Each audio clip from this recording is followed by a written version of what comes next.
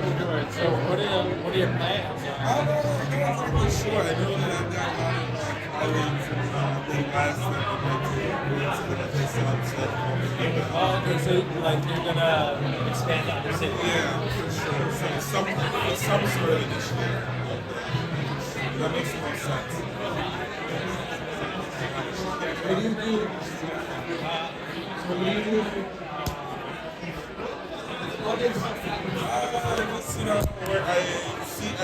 I do research and work. So I'm basically a research scientist and so I actually love making art. Mostly video art. Okay, hello, internet people. We're gonna go live soon. Don't worry, we'll just give you a little pan around here.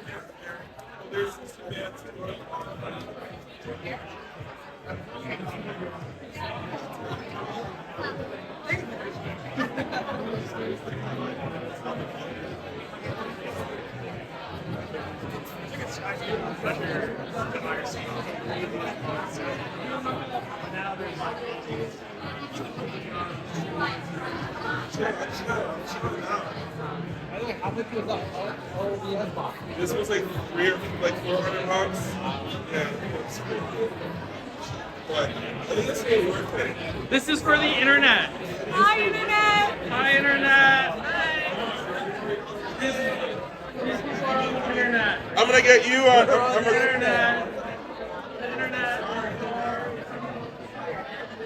Do you guys want to say hi to the internet? Say hi to the internet. Say internet people, say hello to the internet.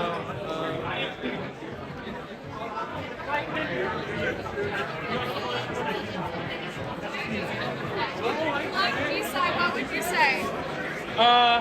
We're decentralizing science one drink at a time.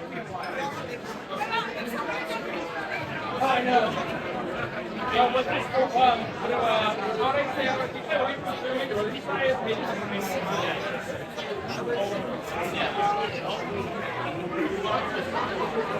short, yeah. Want to say anything about DeSci? This is for the internet. Yeah. Live? Yeah. You want to say anything? No? Okay. I don't have to And it's like the next This is on the internet. How we doing? I'm so excited about the oysters. Why are you excited about the oysters? Because this Guy is a cleaned really the Hudson River. Because what? Guy cleaned the Hudson River, you know? You can, yes. Okay, clean the Hudson River. Okay, cool. More What oysters, is- the cleaner the water. What? More oysters, the cleaner the water. Yeah. Okay, Yeah. cool. What excites you about science? The possibilities, Cool. infinite. Awesome. Yeah. Okay, cool. All right, I'm gonna get it. Harmful Nice to meet you. alcohol. Do you want to say anything to the internet? Do you guys want to say anything to the internet? No? No, Yes? I'm good, thank you. It's my first First, time here. first yeah. time? Okay. Do you guys want to say anything to the internet? Yeah, they want centralization. They want to say something. Do you want to say anything to the internet? Hi, Internet! She'll be speaking later. Do you want to say anything to the internet? Oh, we're happy to be here. These are our speakers for excited. tonight. The little internet. Okay. Yay! Little, hi, internet. I was like, I think we should be friends.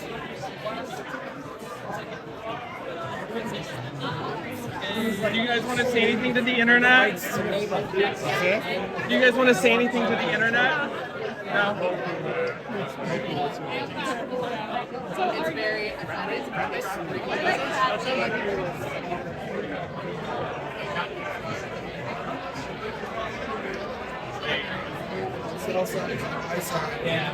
Making or selling or Honestly,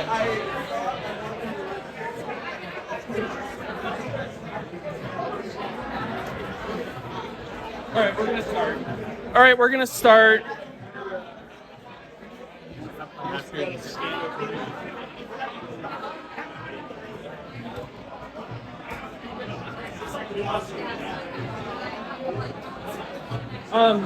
We're gonna start, and we don't want people to.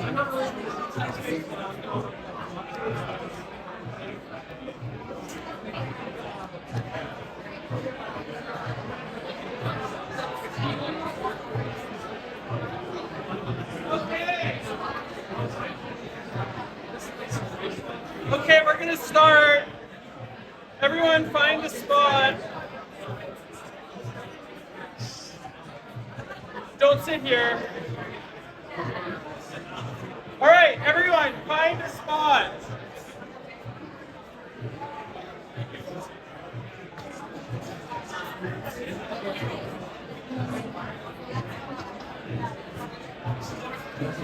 Guys,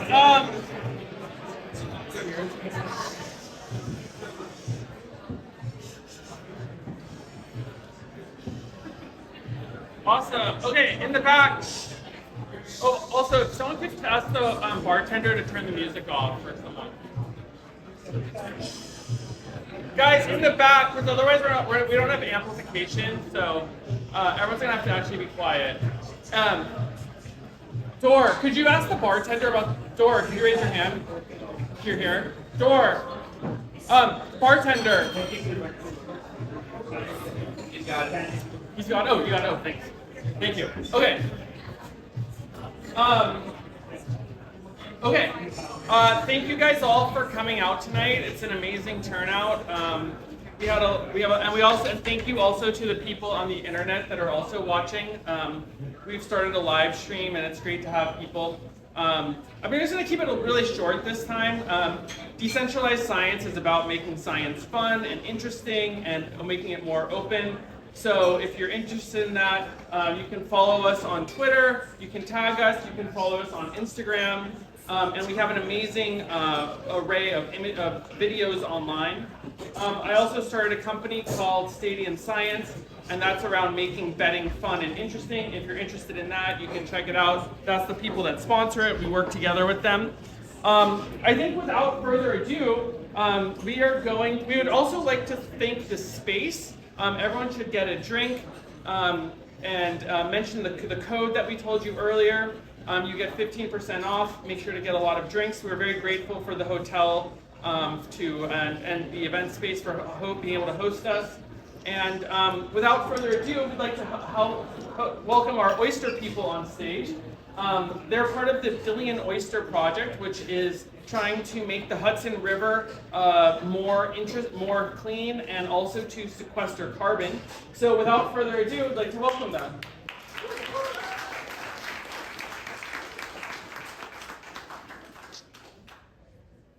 You can get started. No worries. Thanks for having us. So I'm Zeke King Phillips. I'm the Senior Community Stewardship Coordinator for the Billion Oyster Project. I run one of our community science programs, it's ecological monitoring. Yeah, and again, thanks so much for having us. Super excited to be here. My name is Cody Herman. I am the Senior Community Science Coordinator at Billion Oyster Project. And much like Zeke, we do a lot of community science and a lot of different ways for non-scientists to engage with science. And we're going to talk to you guys about some of that today. So, show of hands, who's heard of Billion Oyster Project before? Awesome. Yay. And show of hands, who has volunteered with Billion Oyster Project at like a corporate volunteering? Okay, yeah, some of you. That's great. So Billion Oyster Project is a nonprofit based in New York City whose main focus is restoring New York's harbor through ecological restoration. So we're really looking at putting oyster reefs in the water, and we want to do that in a really public and participatory way. So we do a lot of public programs and a lot of educational work as well in relation to the ecological restoration work that we do. So really our big goal is we want to put 1 billion oysters in New York City's harbor with 1 million people by the year 2035. And we really need your help to do it. But the good news is we're also on track to do it. So, come join. It'll be fun. We say this a lot, but we do education through restoration and restoration through education. We really have a tight partnership with the New York City Harbor School, which is a public high school located on Governor's Island where our main offices are. And even from a teenage level, a high school level, we're really giving people the tools to get involved with this type of aquaculture industry, fabrication, and all these different types of things. We really love oysters because, they filter water, so they clean the water in the harbor. They provide habitat for other species in the water. And they also provide some protection from storm surge. But what's really so important, but what's so important about the work we do at Billion Oyster Project is really its ability to give people an experience with the harbor and with the water, which historically New Yorkers have been, pretty set back from and pretty separated from. So through our work, people get to engage with the harbor, get their hands dirty, get their hands wet, really see all the life that's in the harbor. And through that, we hope to kind of change the culture in New York City to create more stewards and people that care about keeping our harbor clean.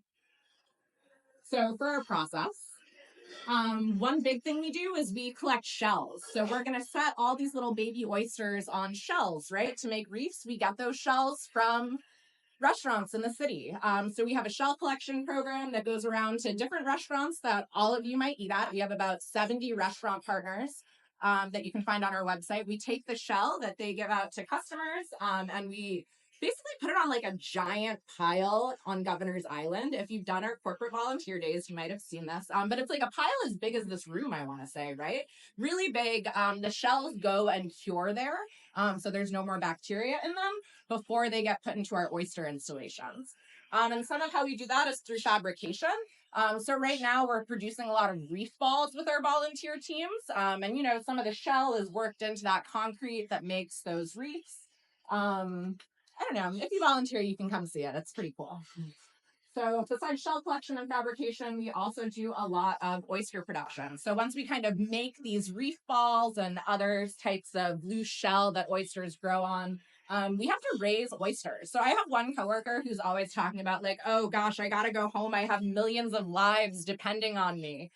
Because we have big shipping containers where we kind of harbor little oyster larvae and hope that they attach to our big reef balls and different pieces of shell and things like that. Once we have our oyster reefs or our reef balls set with oysters, then we can go and use our boats to deploy them throughout New York City's harbor. So this is actually a picture in Brooklyn Bridge Park. If you've been to, I think it's like the Pier 4 beach. This reef ball with a bunch of baby oysters on it is in the water there with oysters growing today, right now. So exciting. For the last 10 years that Billion Oyster Project has been around, we've been able to put about 19 acres of oyster reef into New York City's harbor, which if you want to think about what 19 acres looks like, it's like double the size of Bryant Park. Bryant Park is about 8 acres. So, picture that twice.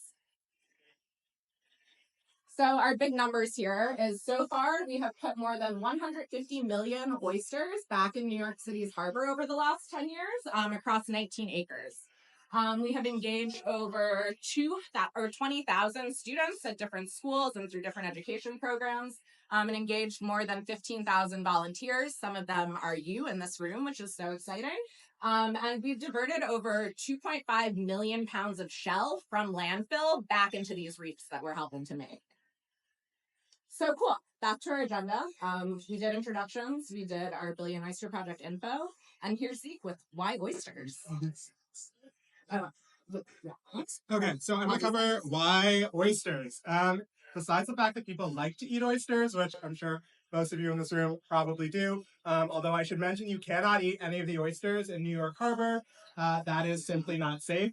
We do it, as Cody said, for 3 reasons. The first, this is a really good figure. If anyone's interested, we probably have this on our website.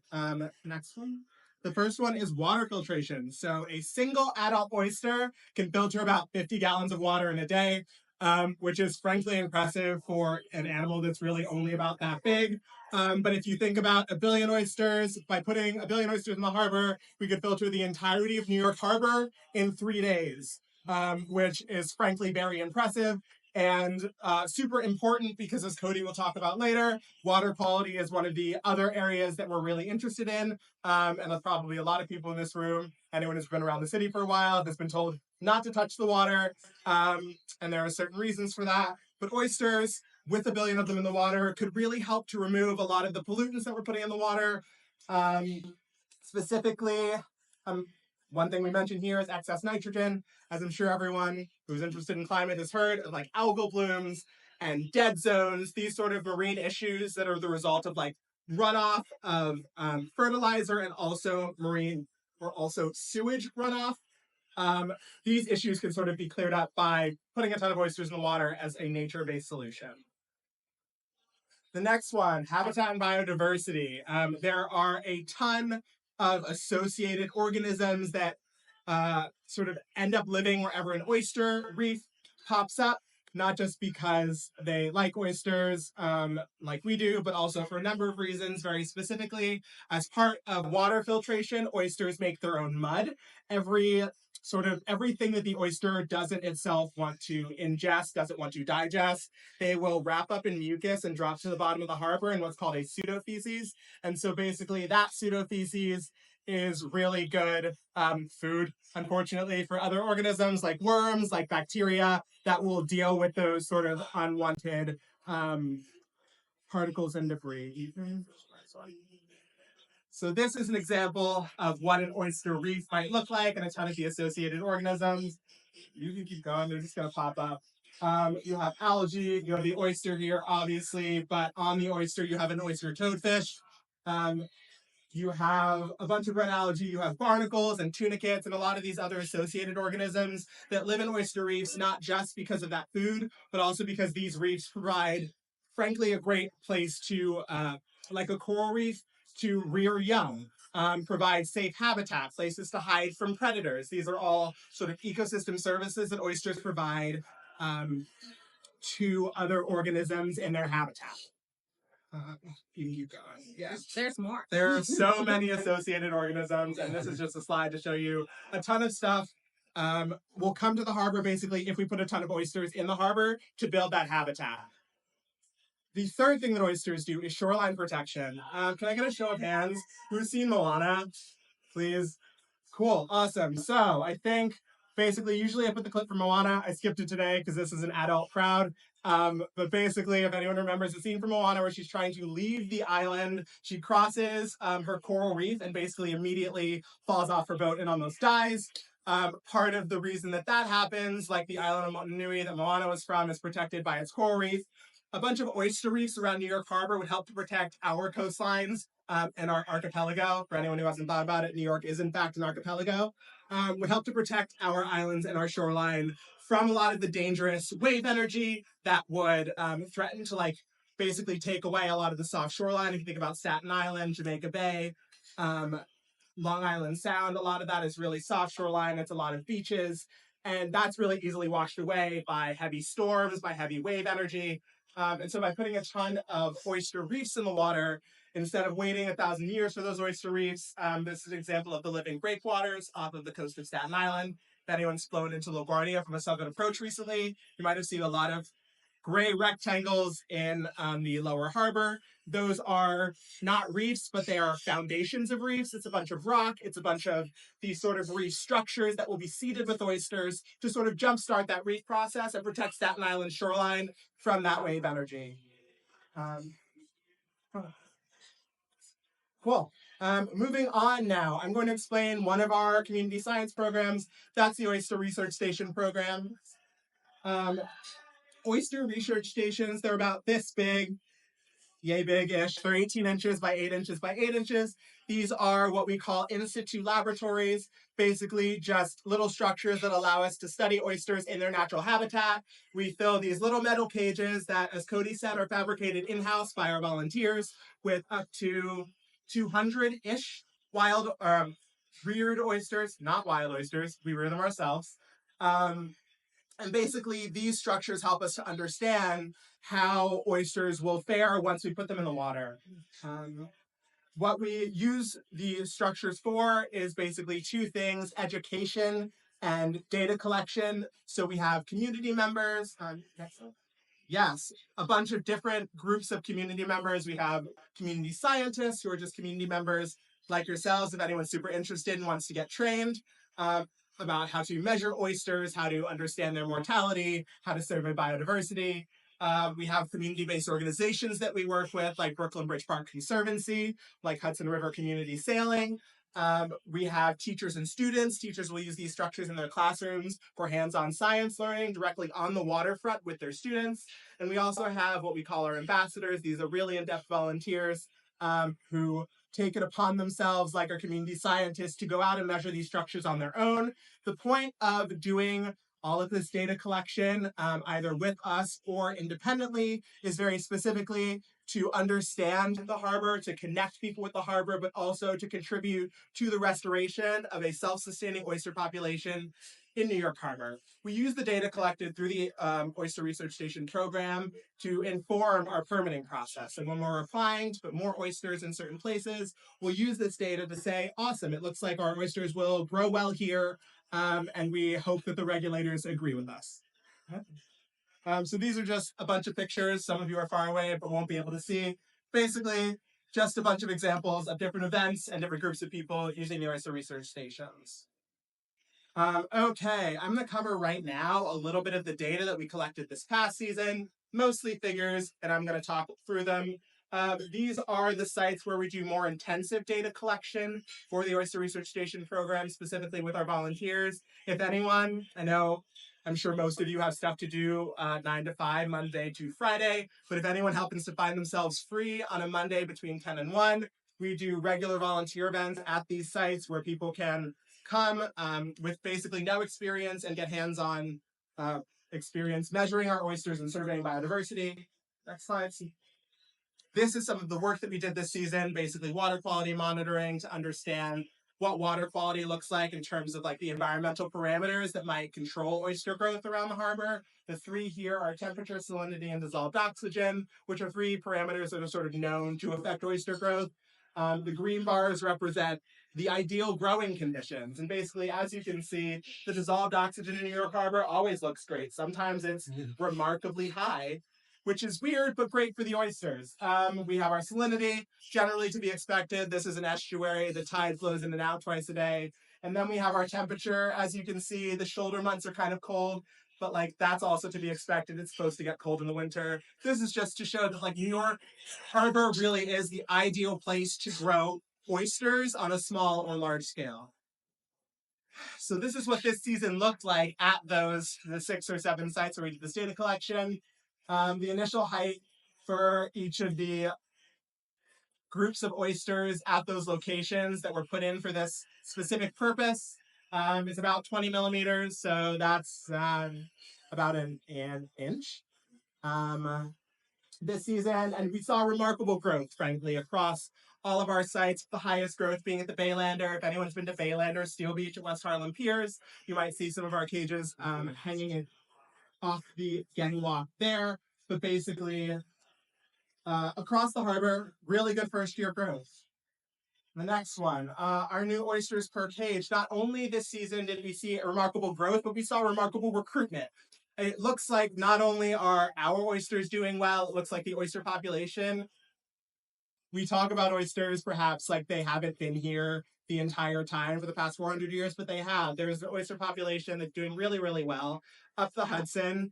And it looks like perhaps they're spawning, and that's leading to recruitment at some of our sites, particularly as you can see, the Hudson is doing really well in terms of recruitment. There are baby oysters. They are, the adult oysters are reproducing, and those baby oysters are making their way perhaps down the Hudson and growing along the shoreline of Manhattan. Not so much in the East River, but I will say, as you can see in the figure below, there's sort of a reciprocal relationship between recruitment and mortality, just because if you have a lot of oysters dying, it's hard to understand exactly how many oysters, new oysters have appeared. But basically, this is just to say that despite the fact that mortality looks high, this is to be expected. Mortality should be, frankly, upwards of 80% in the first year for most marine invertebrates. So I would say 36, 35% mortality is really good. Next slide. I'm just gonna pause. If there's room in the front over there because it's really hard to hear here. So everyone who's here in the front, move to the left. Go in and then left. In that little yeah. Yeah, we have a ton of room if anyone wants to move over, particularly the people on the ground who might see better from this side. Or you can go. If you can't hear, there's space over there where you can.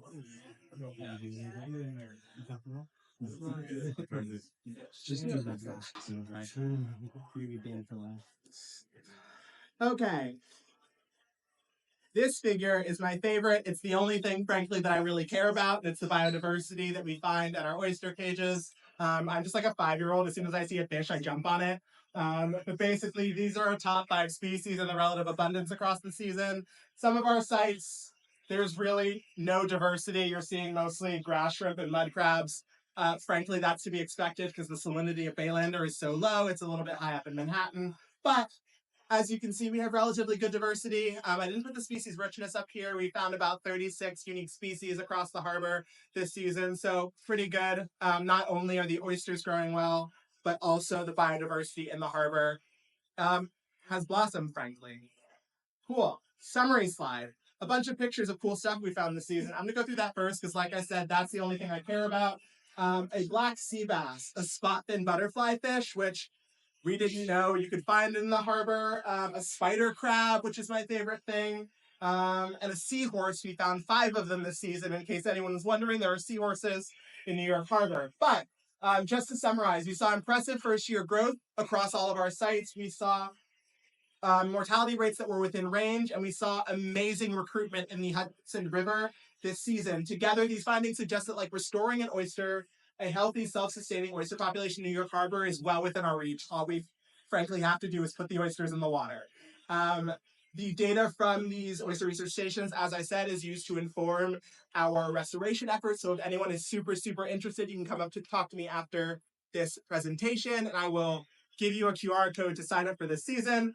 But also, as I said, this information helps us better understand where we should target, which areas of the harbor we should target for like larger restoration efforts in the future. We have a ton of big projects coming up, so if anyone's super, super interested, you can follow along on our Instagram. Cool.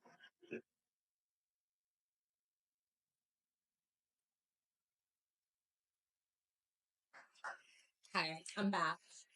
So another side of what we do, again, we talk a lot about oysters, but we really like getting people down to the water and getting people to touch the water. One of the biggest barriers from having New Yorkers come down and play in the water all the time is actually called combined sewage overflow. Do you guys, anybody know what that is?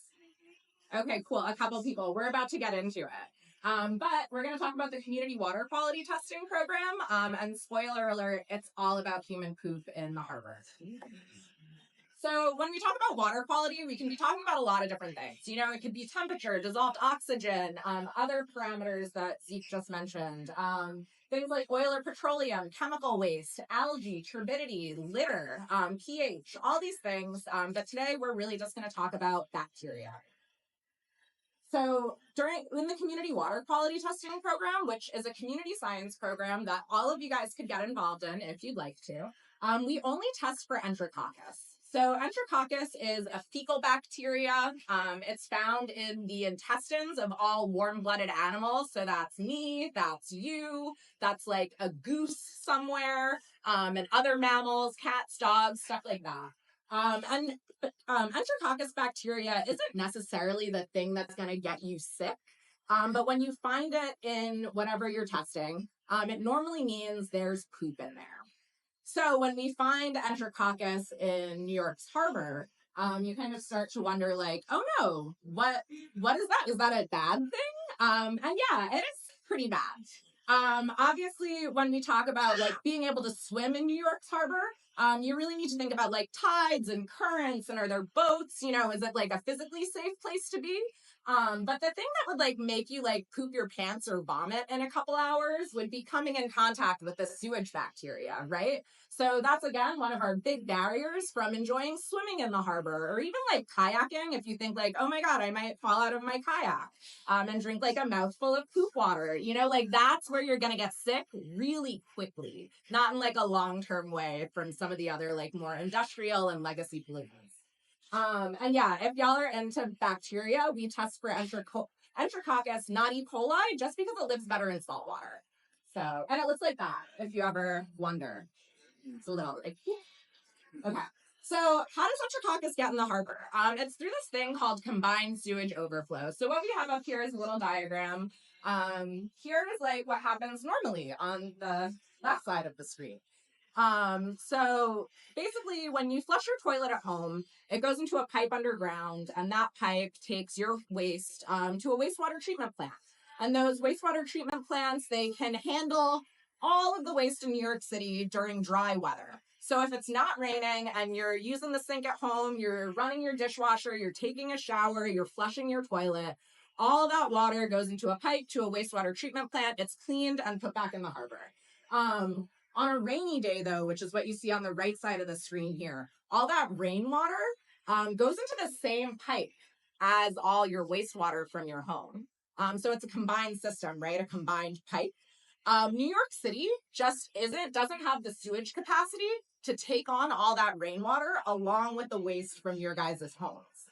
So what happens there is that there's simply just not enough room in the pipes.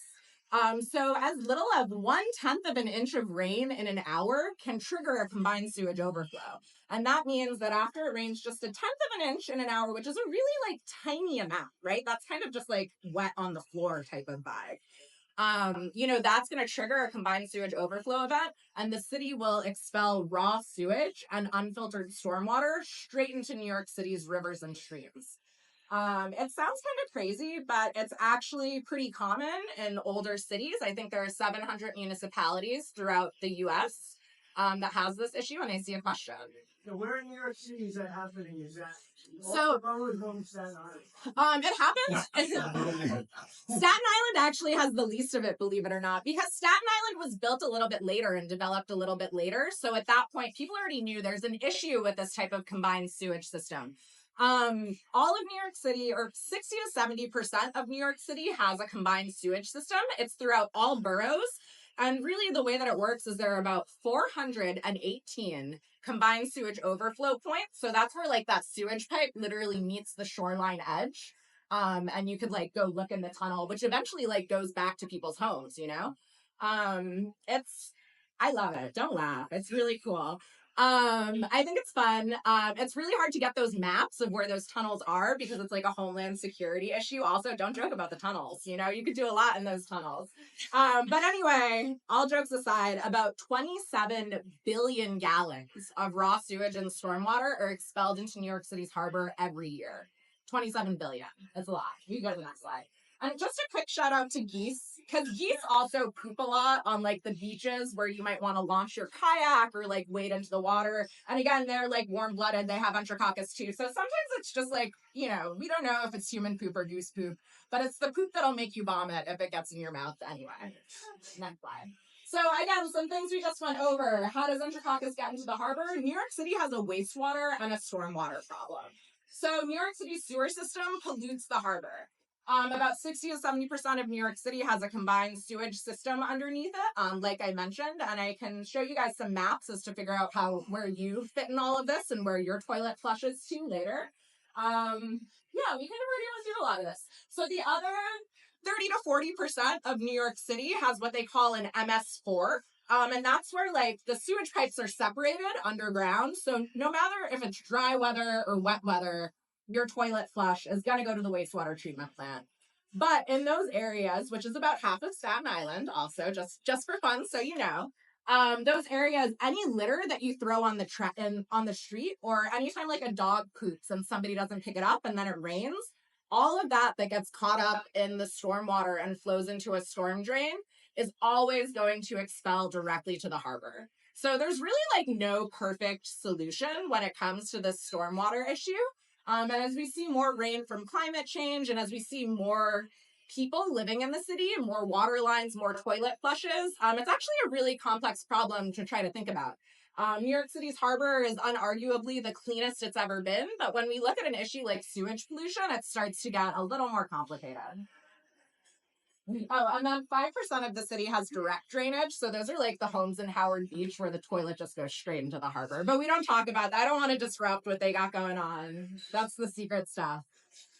Okay, so, how can we mitigate this issue? What can we do? It really comes down to upgrades to wastewater treatment facilities, right? You're not going to be able to stop that water from going into the harbor unless your pipes are big enough.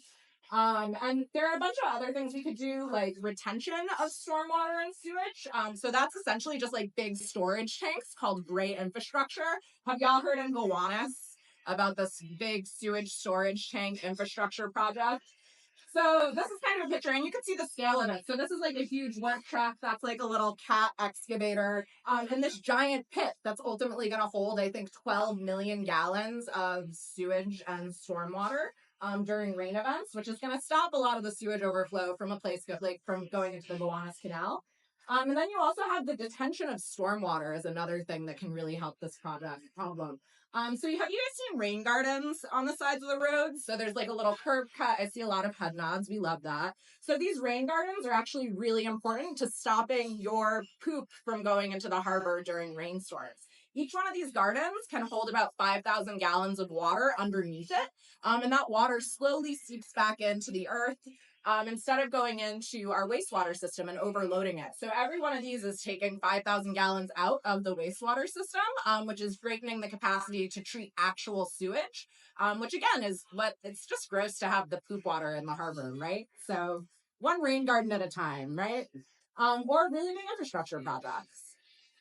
So that is to say, in the meantime, while we wait for these big infrastructure projects or some of these smaller piecemeal infrastructure projects like rain gardens, we can test the water, right? And we can create that data to understand which places are polluted, which places need that infrastructure investment, which places need more rain gardens, and really kind of understand where advocates can help make the harbor cleaner.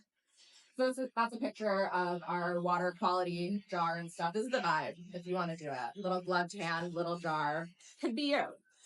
So the community water quality testing, why do we do this and what are we doing? So in 2012, the New York City Water Trails Association started this water sampling program.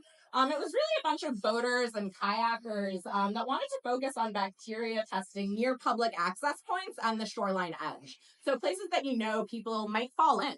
Places where people, might be exposed to that bacteria. And over our 13 seasons, we have collected over 12,000 samples at over 140 different locations. And again, this is really all just community scientists. I was a community scientist volunteering for this program for like 7 years before I got my real job. Which is always exciting. But, a lot of people have put a lot of time into this program and created a really beautiful data set that anybody can use and is totally public. It really fills in gaps left behind by the testing programs that the state, the feds, and the city have set up. They really don't make that data publicly available. So if you're a kayaker and it just rained on Thursday and you're kind of like, damn, I don't know if it's too gross to go kayak this week, the city and the state and the feds don't really provide that data for you. So that's why this group of voters was really like, wait, we have to take things into our own hands and start collecting this data. And yeah, historically, we compare our bacteria data to the same standards that the New York City Health Department uses for beaches. So if a beach is open, it's because it has passed the bacteria standards of the New York City Health Department that day. And that's kind of what we judge our data on, even though a lot of the places, aren't really safe to swim because it's like a ferry stop or something. But we know that there are kayakers and people there using the water, so it's still super important to know. So what we do is every Thursday morning, again, this is for like the last 13 years now, every Thursday morning, a bunch of people go out and collect these Enterococcus samples in these little jars. This is a nice picture of Brooklyn Bridge Park also. And on Thursday afternoon, they drop those samples off to the labs. They process in an incubator for 24 hours. Friday afternoon, we get our results, and we send out a big newsletter, which I hope you guys subscribe to on Friday afternoons or Friday evenings. And that means you get your results about bacteria right before you're ready to go do your weekend recreation, right? So again, this whole timing of the project and everything we do is really centered around getting people into the water safely. Next slide. Some of our water quality partners, really all your faves are here. There's really a lot of organizations that have worked with this program over the history of its life. And we're always looking for new organizations to get involved too. So if you work in or around a park and you don't know if there is sampling or whatever, we want to hang out, we want to play, we want everybody on the water to kind of be taking in data about combined sewage overflow. So we use what we call the IDEX Entero alert system. So it's really easy. It's like the only way to test for Enterococcus bacteria that's EPA approved and only takes a day. Other things take like about a week, the membrane filtration and stuff, which kind of sucks because you want to know if you can go swimming or boating like now, right? You don't want to wait a week for results and then be like, oh, I guess the water quality was good last Friday. I can totally go out this Saturday. You know, it just doesn't make as much sense. So this IDEX Enter Alert system has really helped us be able to get more rapid results in a cheap way. You know, ultimately, it's not that expensive. And what's really cool about IDEX's little patented Enter Alert system is that when the bacteria incubates overnight and eats the reagent that we mix with the sample, it then glows under black light. So it's like a little like party moment. I'm always like, I want to have the Enterococcus party with the black lights. But basically we put all of the samples in these trays and then we count the glowing wells to determine the number of bacteria in that sample. We share the data so that swimmers and kayakers and boaters can all, you know, understand kind of what they're getting into. We color code the data. Green means go, right? That means the New York City Health Department would be like, you can totally swim here. Yellow means definitely use caution. The way that I interpret this yellow kind of intermediate level is like if you've recently undergone chemotherapy or you have an autoimmune disease or you're a little older with a weaker immune system, that water might not be good for you. If you're young and healthy, you could probably get away with getting a little splash and like feel no pain. And then the red, you know, that's totally like user discretion. If you like fell into that water, you very well might get a rash or you might get sick or something like that because the concentrations of poop, the health department says you shouldn't put your face in it. That's kind of, they're like, can you submerge your body in it? Can you put like your face holes in it? Health department said do not do that. But I think, you know, the yellow and the green is kind of like a know your body, know your limits type of reading. And red is definitely beware. We can also take our data and compare it to state and federal result standards as well, which we'll look at in a second. But for the most part, you really look at the health department standards because that's kind of like the short term, you know, are you going to be okay if you fall in type of stuff. We have a site map, so you can go see all our sites and all our data by site. This is what the data sheets look like. They'll show you some other information like sample time and like the rainfall that week in Central Park. And with all that information, you can kind of determine the trends per site, or just like if it's cool for you to go kayaking that day and how careful you need to be about coming in contact with the water. So last year, about half of our samples came back not safe for swimming, which could be alarming, but also it's a community science project, right? So a lot of places that people have chosen to sample are actually like really disgusting places that need a lot of love and attention.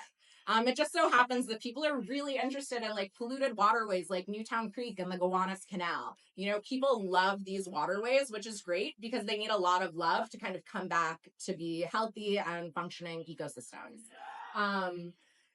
Places like the East River, places like the Hudson River, we don't necessarily have as many samples from because, you know, people are a little less interested in these water bodies that, you know, get love and are like more well represented. However, if we compare 2024 to 2023, we see a really big jump in the amount of bad samples we saw in 2024, which is kind of strange because we actually had less rainfall. So, you know, there's a lot that can go into these results, but, you know, fun to analyze if any of y'all are into data analysis and models and things like that. You know, how is this happening? Why is this happening? You can go to the next slide. So we also really break down the geometric means of what we call the MPN. When we read our little blacklit trays of water, it gives us a number that's kind of like a, oh goodness, I'm blanking. CFU. Is that it? Yeah, so CFU, that's like if it grows on a petri dish, is CFU, and we just kind of like have our medium suspended in this tray, so they measure it in MPN, but it's the same as like CFU if you think about it that way. Yeah, these geometric means are like the easiest way to really look and understand the quality of your sample site.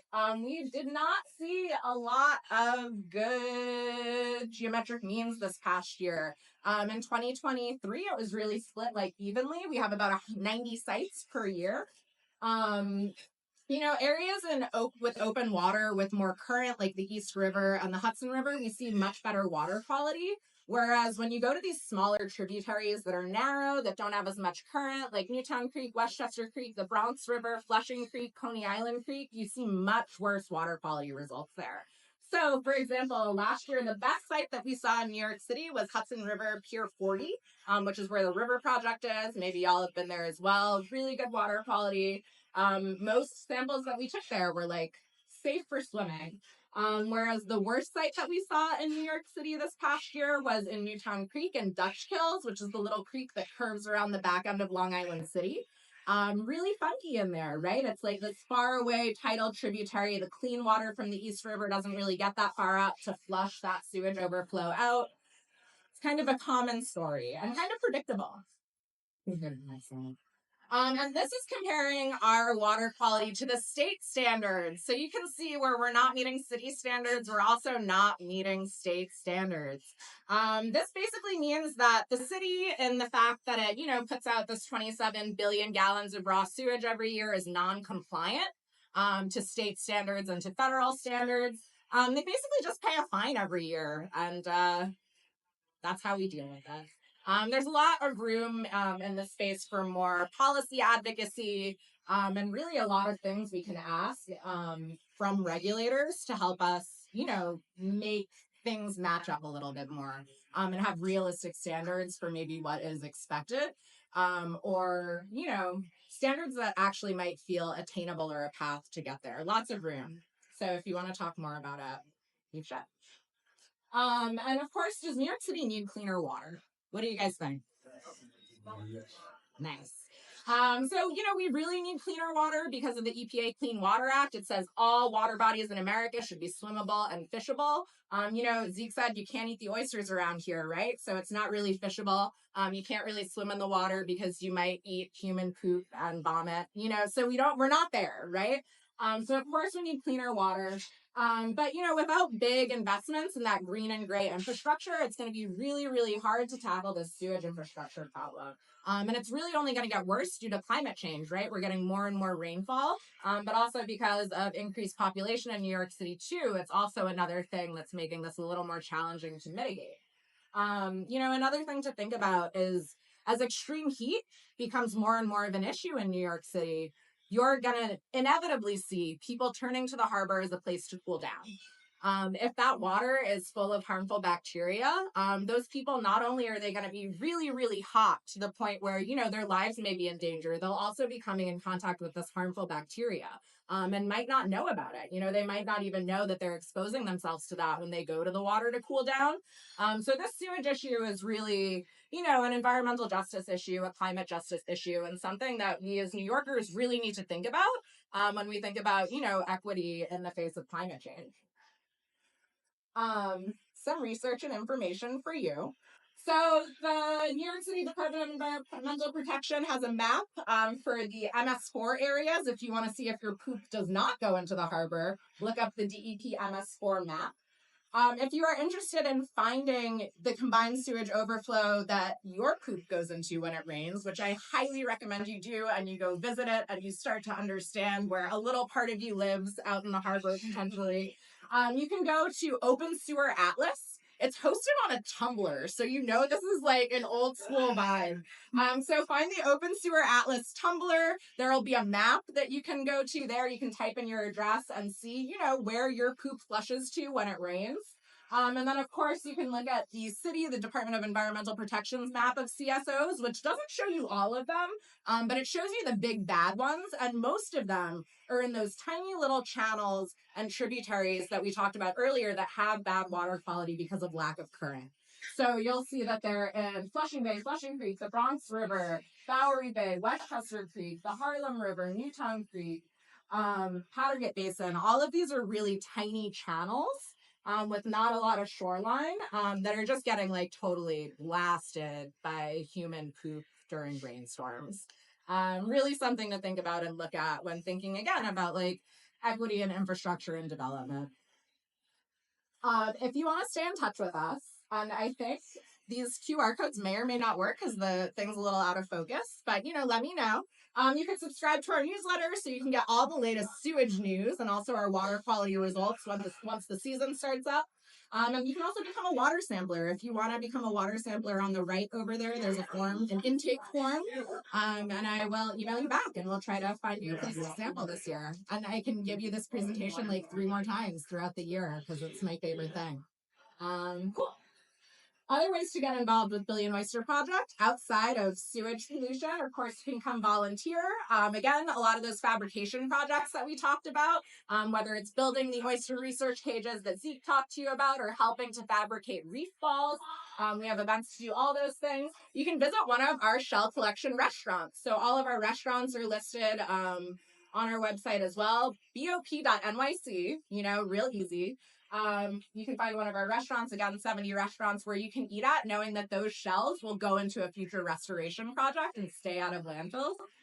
80, now we have 80 restaurants. We've been coming back since the pandemic. It's been a slow crawl, but I think we're so back. You can also donate to Billion Oyster Project. Of course, we love that. Fund the work we do. You can check out other events. We have a great events page. Get involved with not just a program Zeke and I have told you about, but tons of other monitor opportunities that other staff do. Of course, you can join a community science program like me and Zeke just spoke to you about. And probably the most fun option is coming to the Billion Oyster Party. You got any hot take on this? The Billion Oyster Party is fun. The ticket price is $200, but it is unlimited oysters all night, so you can probably eat your weight in oysters. Open bar, open oysters. It's in September every year, and it's a good party. It's kind of like a Brooklyn warehouse in the Navy Yard, but like oysters. Just packed, door to door. Like all you can do is eat oysters and hang out. So I hope to see you guys at the party. And yeah, I think we did it. Time for questions.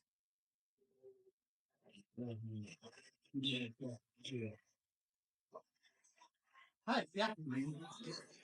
For the Oyster Project, could you explore deploying the CV to double your bioremediation and share the permitting process and water attraction needs? Yeah, so you mean the question for everyone who cannot hear was, have we thought about deploying with seaweed? You mean putting the oysters on seaweed? Yeah. Or is really making sure that aquaculture is all your designs and the array of seaweed in between We haven't done that, but there is a new nonprofit, Seaweed City, that's also working on Governor's Island. That's been seeding lines out in Newtown Creek and around Governor's Island as well. If their habitat is making habitat and our habitat is making habitat, it's gonna be great. We have worked with Seaweed City a little bit, just helping them like with their lines on Governor's Island, but we ourselves haven't incorporated into our designs. Yes. Is there any desire for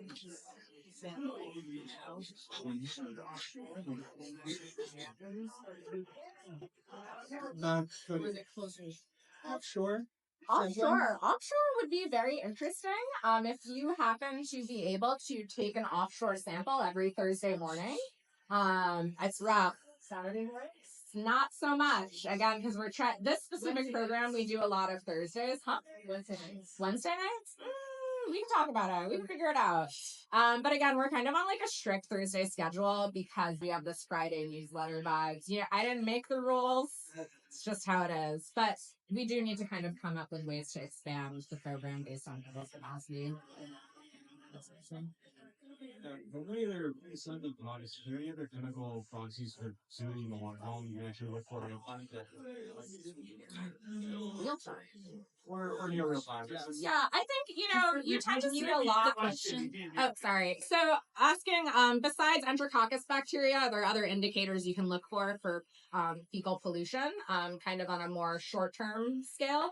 Dissolved oxygen typically relates a lot to the amount of sewage, just because those nutrients are going to cause algae to grow, and then the algae is going to kind of deplete your dissolved oxygen levels in a lot of cases. In super polluted tributaries, you'll see bad DO that might pair with that well. I don't know if you have anything else to add. There's a good body of work about diseases in oysters in addition to like filtering the water. Because they filter the water, they're also a really big repository for things like you can find drugs in oysters that like pass out of us and into them. You can find diseases in oysters. So there are it doesn't measure the quantity in real time, but you can see like what is passing out of us and into our ecosystem through the oysters. Not as helpful as in Paragongus, but not option. Yeah. You can also test for things like soap, because if you see soap in the water, again, that's probably waste chemical. We work this way, or should we start on the other side? I don't know, where are we? You're right in front of me. So if the real cause of this is due to the rainfall and the wastewater getting out, why focus on oysters as they seem like some sort of secondary thing when even in your presentation you mentioned like the gray water infrastructure or forgot what it's called, like the green, so like don't want to solve those problems before we start focusing on oysters. Oysters love eating poop. So we're really lucky.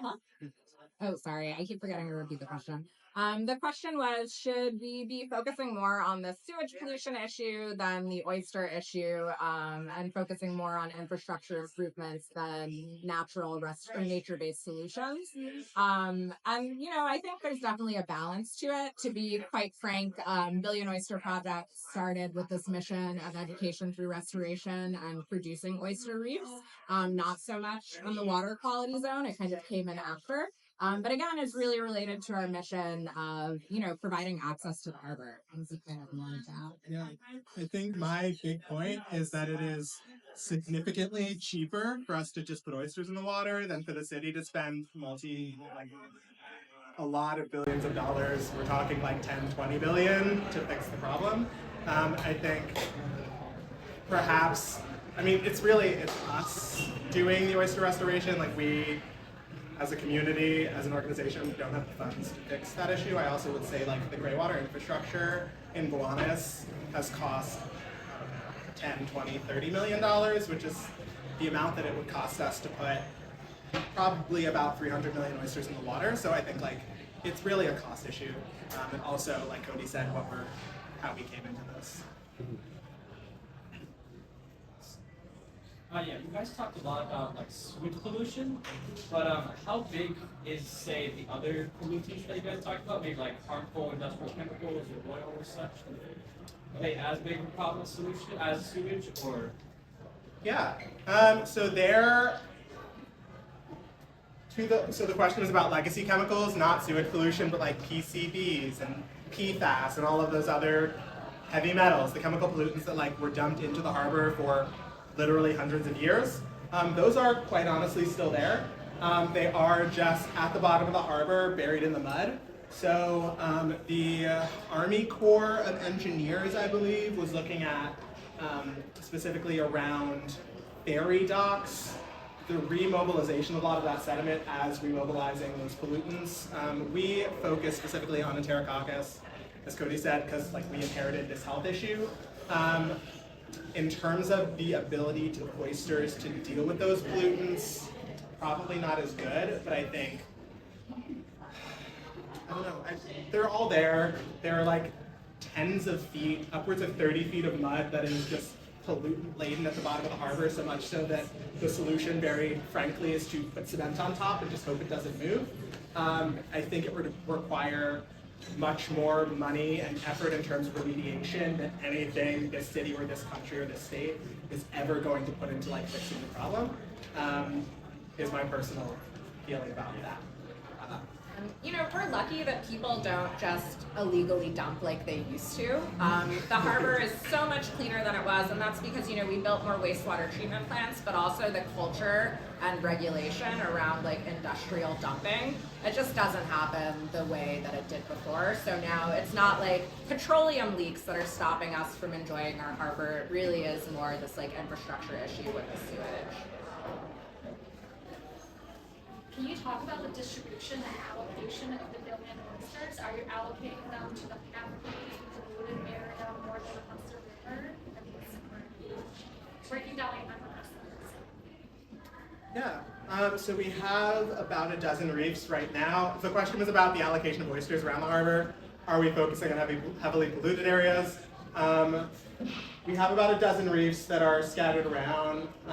Once again, to be quite frank, I think the location of those reefs is based on where the oysters will do best, which isn't necessarily aligned with the most heavily polluted areas. Not to say that oysters wouldn't do well in heavily polluted areas. My personal opinion is that they actually love living in sewer outflows because it's just more food for them, gross as that is. But in terms of where we've done our work, it's mainly in areas that we know our oysters will grow well, or there are other interests, like community interests, or financial interests. So we have reefs like Soundview by the ferry terminal, which is up near City Island of the Bronx, near Bronx Neck, Jamaica Bay, and it really is just about like where they grow and where they'll grow best. And also where the state will let us put the oysters, that's also a very big concern. They really won't let us put them anywhere that's like too heavily polluted, too close to large sewer outflows because of concerns about sort of the oysters and the environment and poaching and adjustment. So. Yeah, I think the state actually discourages us from putting them too close to these highly polluted water bodies because we know that people probably will eat these oysters. So it's kind of, I think we call it an attractive nuisance, typically, where these oysters are probably going to attract people doing things we don't want to do with them, like eating them. Is the type of oysters that you guys change how much water can filter, or are there any specific species that you guys use? So we only work with the eastern oyster, which is what's native to the harbor. Before colonization, the oyster kind of the eastern oyster in New York City used to be like as ubiquitous as like a hot dog cart. So people used to just be like selling oysters on the corner for cheap because the eastern oyster used to do so well here. Yeah, I will say there's only one species of oyster on the East Coast, and that is the eastern oyster, Crossatrea virginica. So if you ever eat an oyster from somewhere else, it's the same species. It's just like the water quality and different characteristics make it look different. But yeah, as Cody said, we're focused on like restoration of that former ecosystem. There are other projects, like Chesapeake Bay, I know at the beginning was looking at Crossatrea gigantica, which is another species of oyster that we won't deal with, but because we only have one native species, I think that's like the preference not only for us, but also, I'm going to be so honest, I don't think regulators would like us putting a non-native species in the harbor. Yeah. What is your favorite fun fact about oysters? My favorite is Zeke's important fourth thing that they do that we didn't talk about yet. No, it's actually, okay, so my secret the question was, what's your favorite oyster fun fact? My favorite oyster fun fact is that some people think about oysters potentially as a sink for carbon, just because they incorporate CO2 into the shells when they when they create their shells. They basically, oyster shells are made of calcium carbonate, which is three things: calcium, carbon dioxide, and oxygen. So it is potentially a sink for carbon. I can't be quoted on that because we don't have a number. I guess that's the reason. Mine is that one of the theories about how Typhoid Mary got her typhoid is actually from eating bad oysters, just because as we pass sort of, as I've said, drugs, diseases, all of those things go into the harbor. Oysters eat those, and they can live in oysters for a period of time that I can't personally quantify. So we have researchers who've reached out because they're interested in looking at like the presence of COVID and pneumonia in oysters as ways of tracking like the presence of those diseases in the city. So yeah, typhoid and oysters passed to Mary, and then hundreds of people after her. That's a good one. Do you have any genetic or genomic data for these guys? The question was, do we have any genetic or genomic data from the oysters in terms of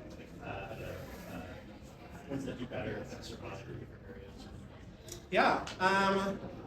So I'm not super familiar. My first inclination would be to say that the genetic span, because we buy all of our oysters from hatcheries, right? So the genetic diversity between different hatcheries, because you're looking at the same species, I'm not entirely sure it's wide enough to provide any certain advantages. But I will say, in terms of where our oysters come from, there has been some, in terms of the recruited oysters that I talked about, there's been some interest from some of our external partners in looking at whether the oysters that are recruited in some of the sort of blank shell bags we put out or some of the cages we put out are coming from the wild oyster population that's further up on the Hudson, or from our aquaculture population that we put in the water.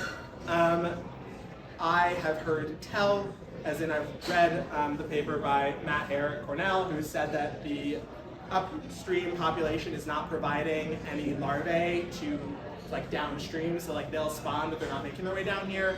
I don't know if I believe that, but that's what I can say about the genetics of our oysters. Sorry. Yeah, I just had a question. So I know you're not eating any of these oysters, but do you have thoughts on microplastics, nanoplastics that are in the oysters? Because I personally stopped eating seafood because of all the microplastics in seafood, and particularly in oysters.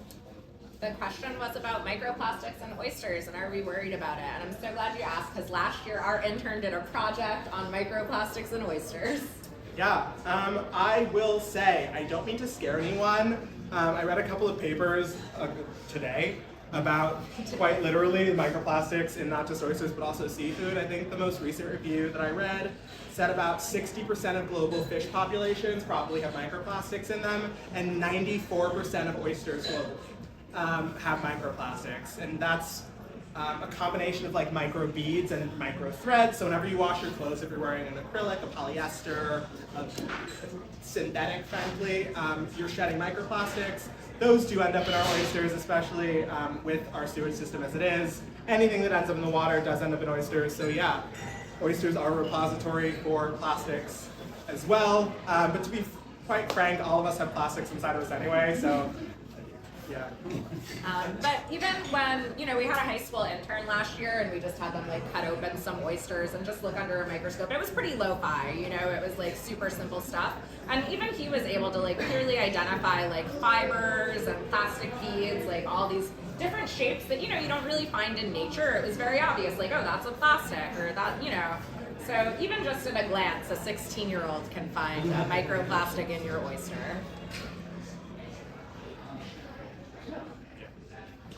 Make pearls. Oh, can we make our oysters make pearls? I get this question a lot, so thank you for asking.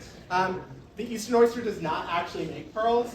I will say I've seen their attempt at a pearl. It's kind of gross, it's kind of chalky, and instead of being encased in flesh like with the Western oyster, I think the Seminole oyster makes pearls, but don't quote me on that. Instead of making a pearl, they'll like attach it to their shell as a nodule. So even if it was pretty and made of the same like nacre, you probably couldn't get it off.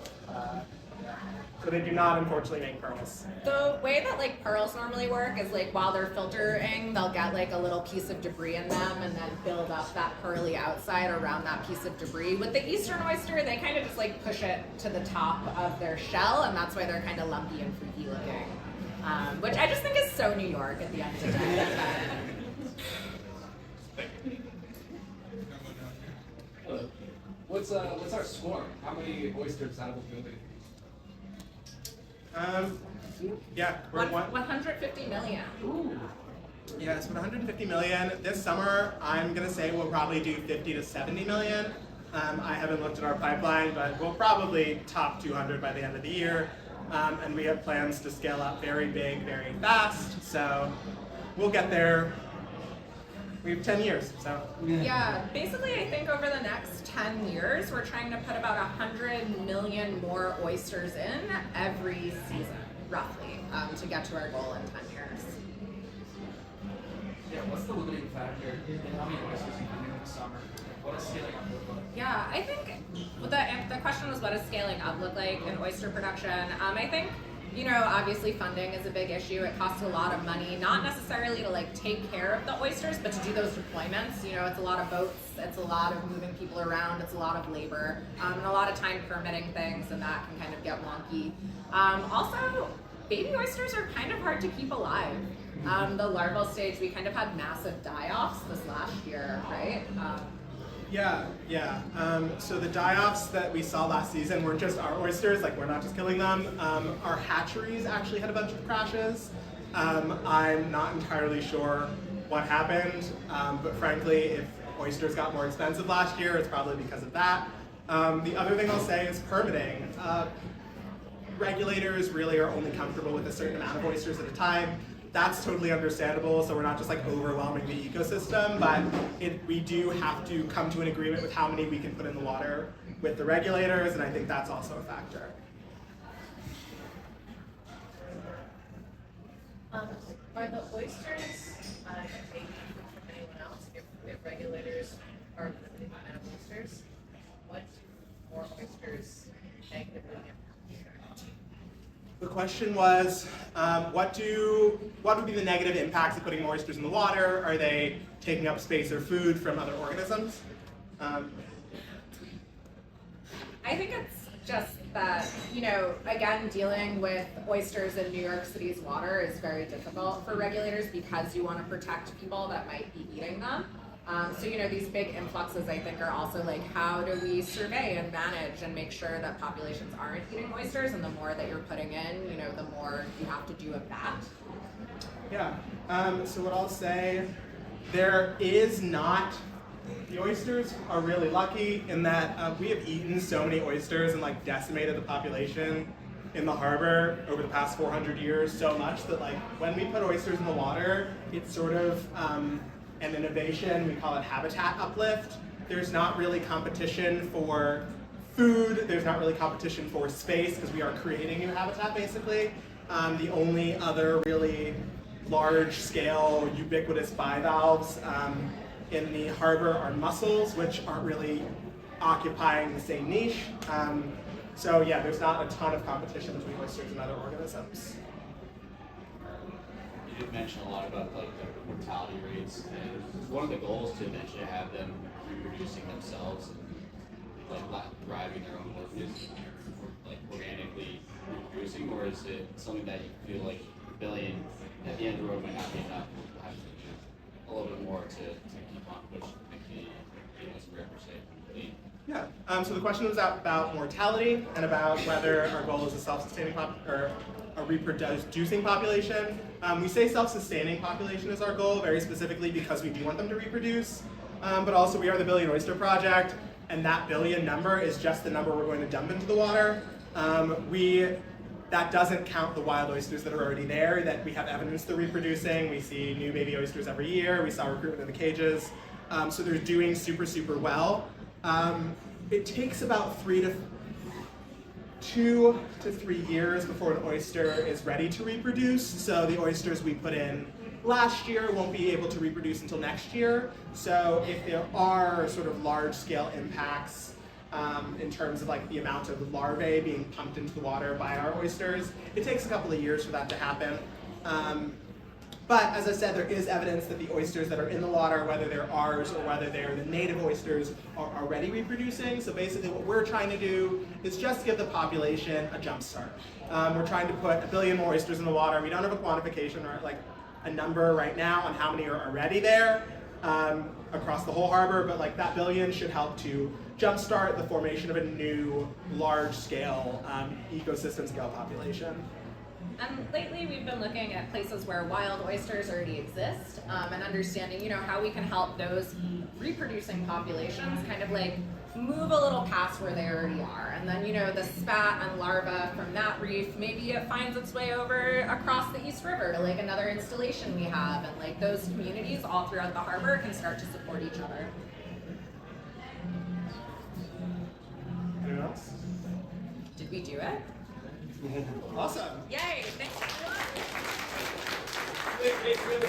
What happens after you get a billion oysters? Honestly, I hope I still have a job. Oh wait, one second. Oh. Present for you.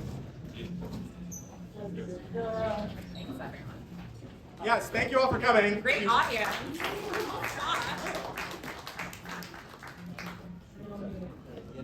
Thank you for the amazing talk.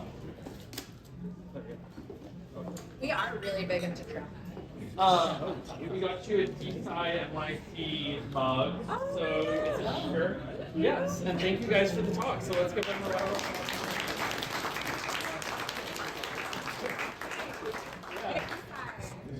Wow, this is great. Yeah, of course, definitely.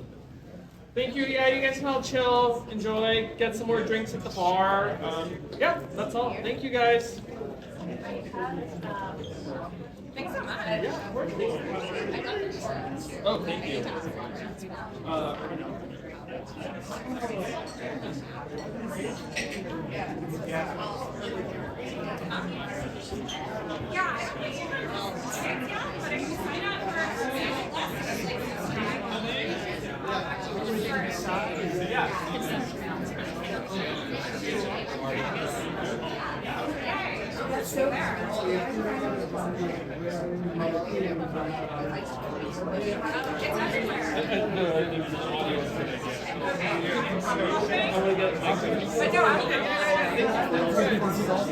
Okay, so flushing actually get me started because this is like my real bread and butter is flush. So flushing Lake is about like 6 miles of shoreline. It has 6 really big combined streams. It takes all 12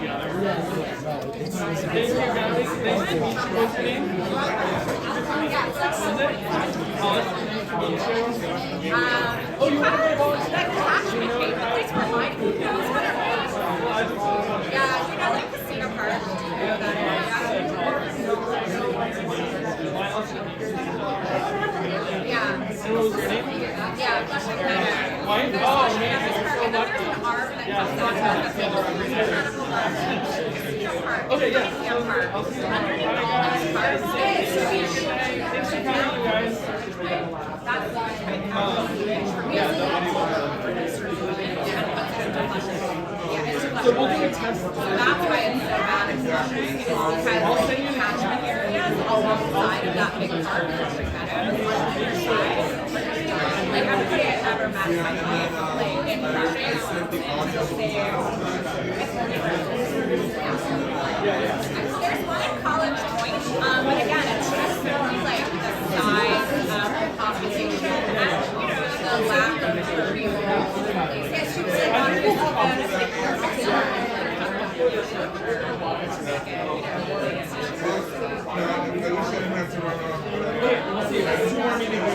Oh my gosh. Yeah. Thank you. Push it.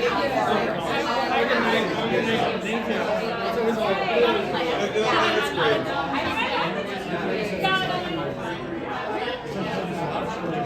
We're all right.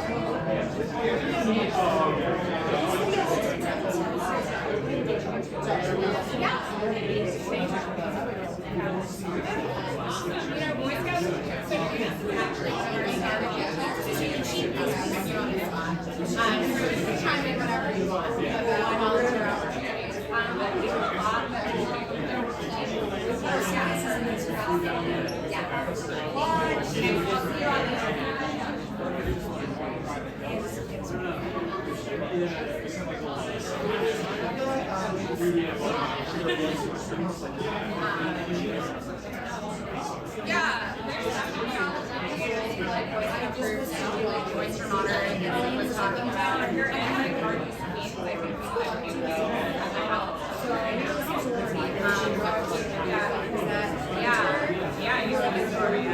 But if you can get out Chelsea, we got it from she found its way to me. It's all there.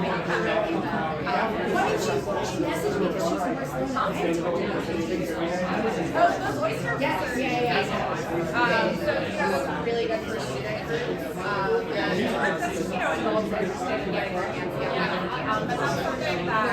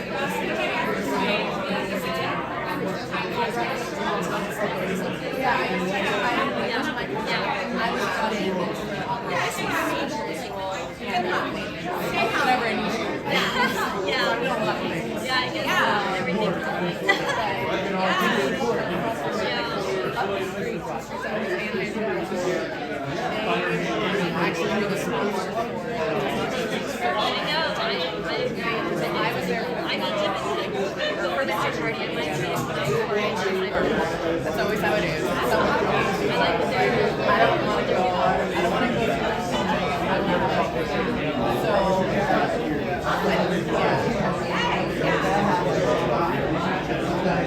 I mean, it makes sense. You're also in the box because this is the city.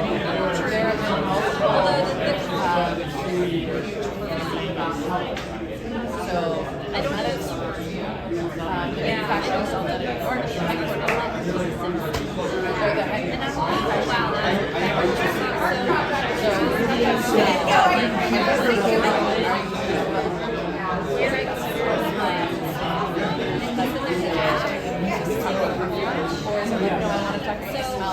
that's great.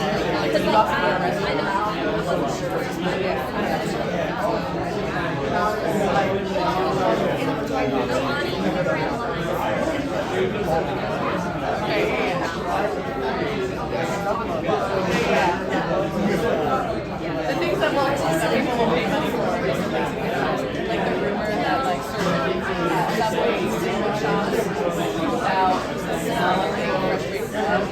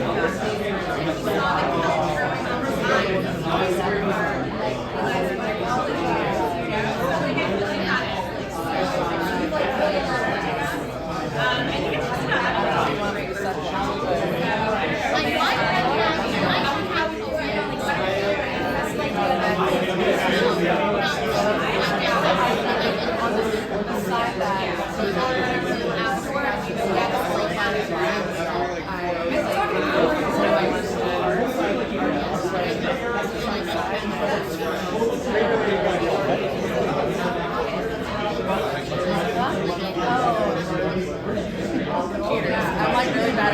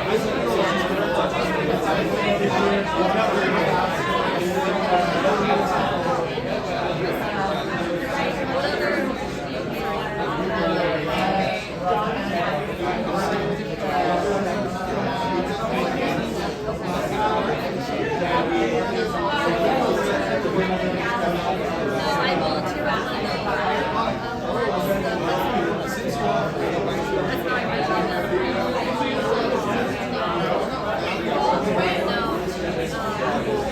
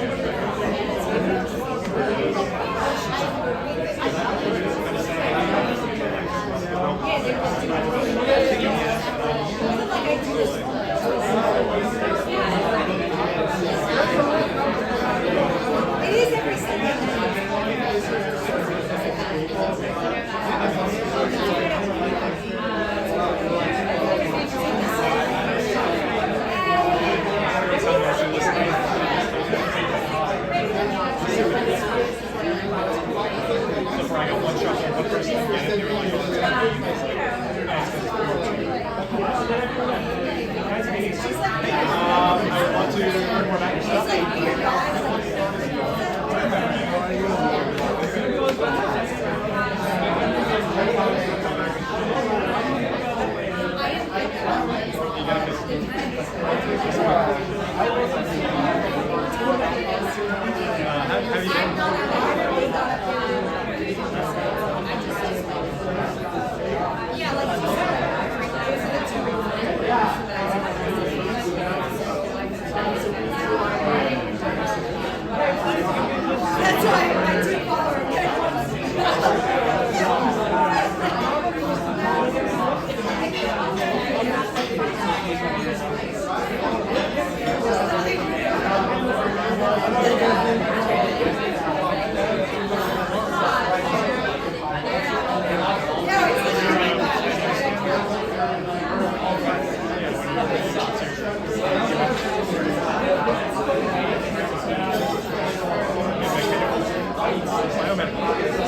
follow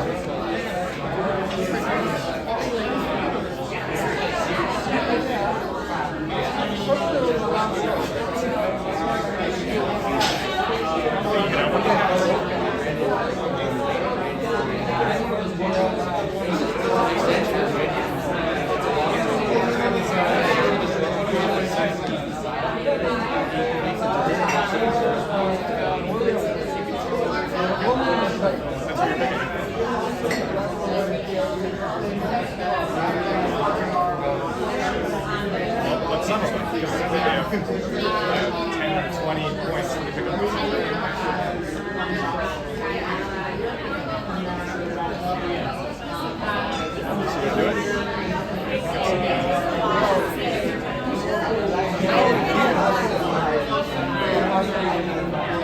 I want to know what they can do for, like, one thing I was starting to ask questions, so I dropped it. I don't know if we're real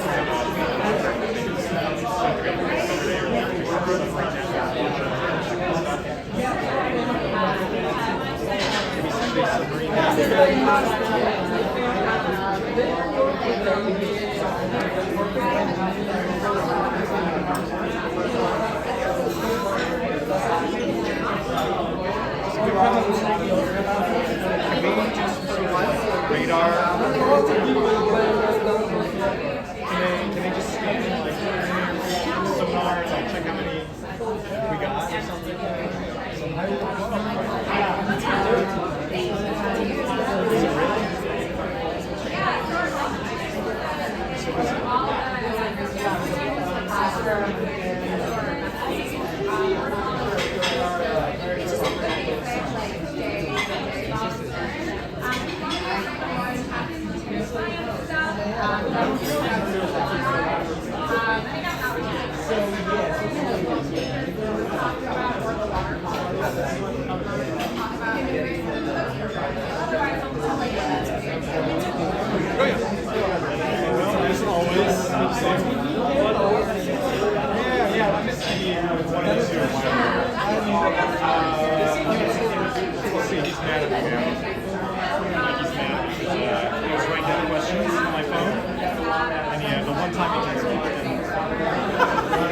I was writing my questions and I was like, oh, this would be sick. I was trying to formulate it. I'm like, well, I'm going to get that text. There's never like another one. It's already on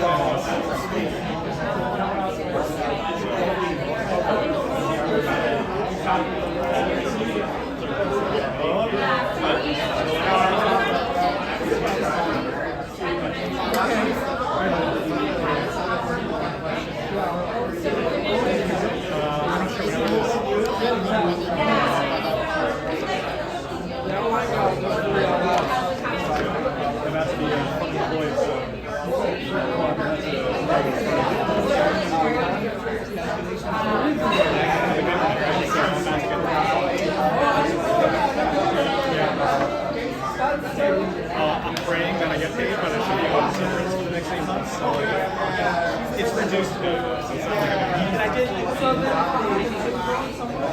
no, I'm not going to figure it out. Oh, yes. How did I get the what? That was one email. I just emailed him. It was the shittiest one. Oh, it was great. It was all. It's also online if you want to watch it. Yeah.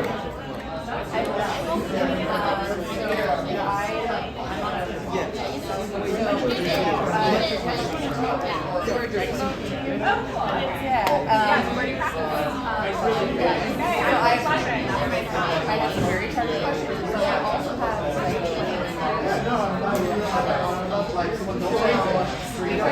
but some people are out on the water every single day. Is there because we're literally in the water all the time. We go all the way up to the Yeah, we have a lot of sites covered historically. We do one at Tier 1, where the dragons are. We have one in the public on the other side. We have one in Cluster Street, where we have nasty water. And then which is kind of like where the money transfer station is, a little bit north of the and then we have some water Yes. I was trying to tell them. But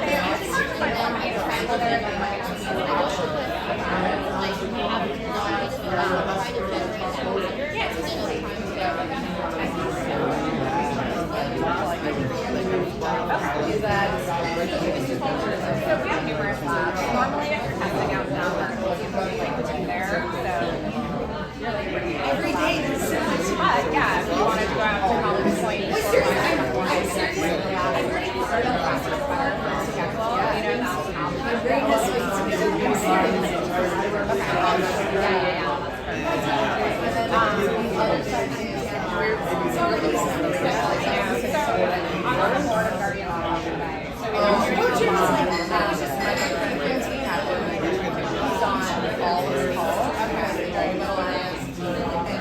they're swinging things. I have no idea.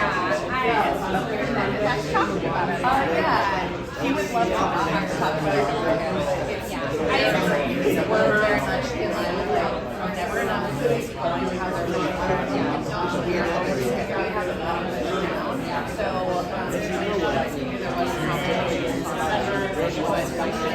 do something at the top. That would be something right there.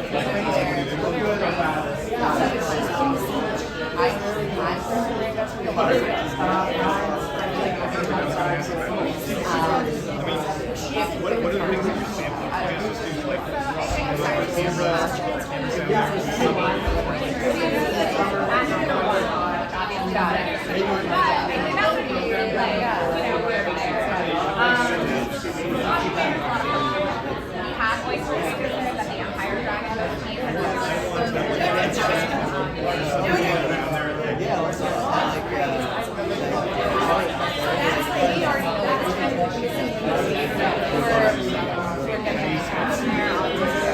but there's no signage. What is there an opportunity again as Greg was as a Chinese student we're very attention to how dietary communication with others because the regulations are cultural questions. And then is there working with the city? Like who's in charge of signage? That would probably be the street that's like coming down on like that winter. Like that would be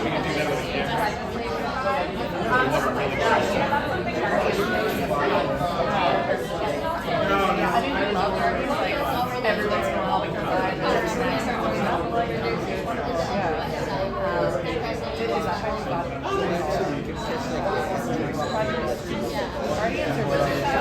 Guardians was started. I believe the first round was Guardians.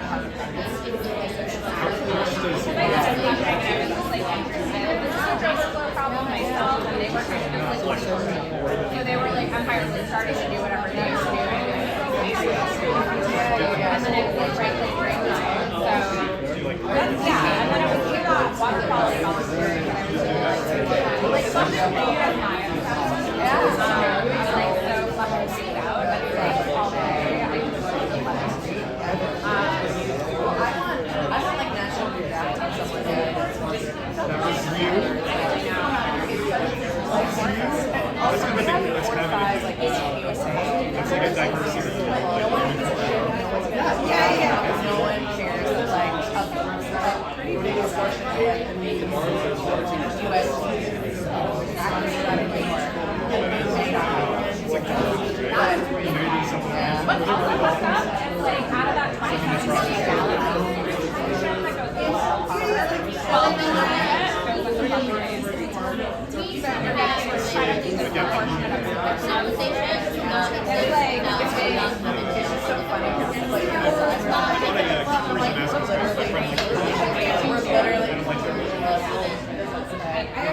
also like love to read it.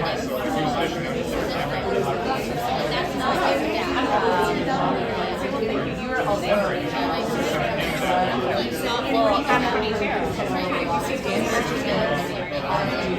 Brandon's probably one of the because I just want to get yeah, it's crazy. I have so many kayak reviews in my garage, and it's like if I had to I would be making that one. So that's the thing. Like, started as like practitioners and like on boathouse what we're gonna do, and then like we started doing outreach to communities around the waterways, and they were like, fuck off, you guys can, which is like really true. Like a lot of drivers are coming from the surrounding community here. So Guardians kind of took a step back to like let's focus to be like let's focus on getting these communities to come to the water. Which is like, I think that's where the tension was going on too, because Guardians has taken a step back from like, let's build it right now, to like, wait, let's kind of cultivate the users in the community, you know? Like, okay, well, we better get people out. A partnership with bands, they have them run for coffee, something to do with it. But I know Mary wanted to talk about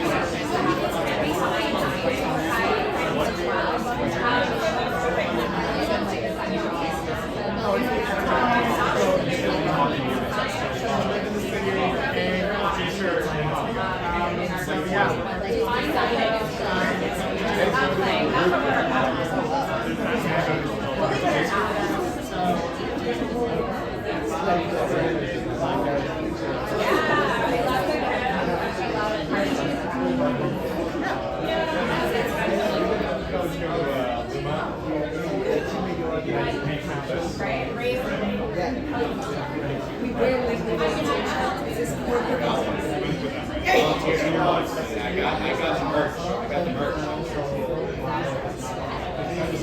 More people think that We do a lot of donations. We do RA or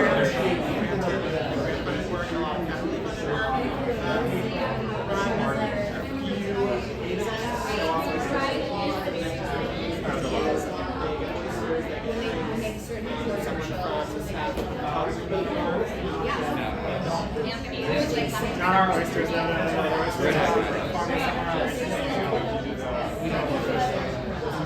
the guy that read it. Runs the Oyster population.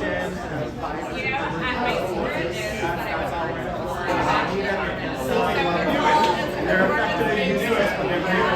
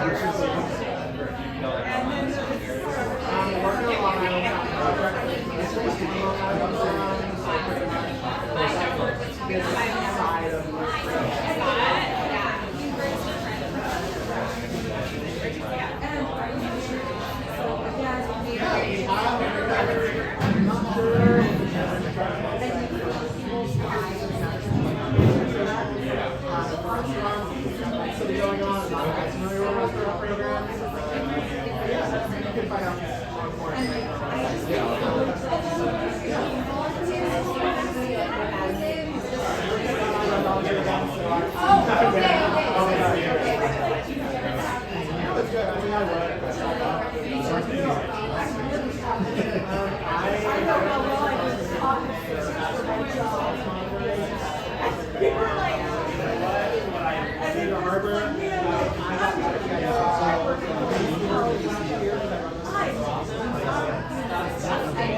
It's really great. Frankly, nothing like coffee without a cardboard.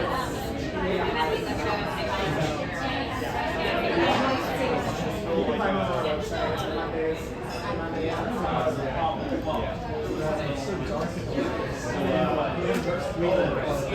Yeah, it's not just because people are going on Mondays and like I said, I went to your lab and then exactly the same event on Saturday.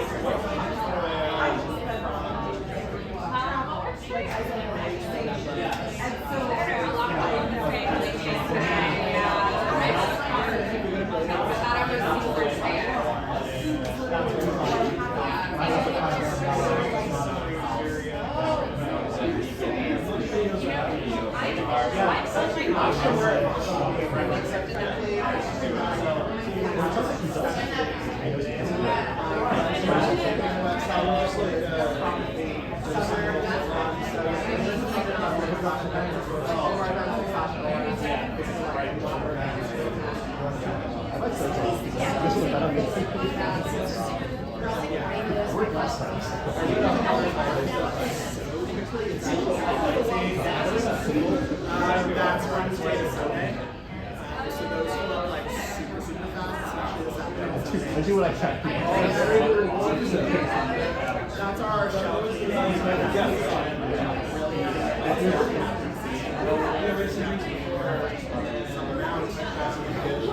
Monday and Saturday, lower left, you know,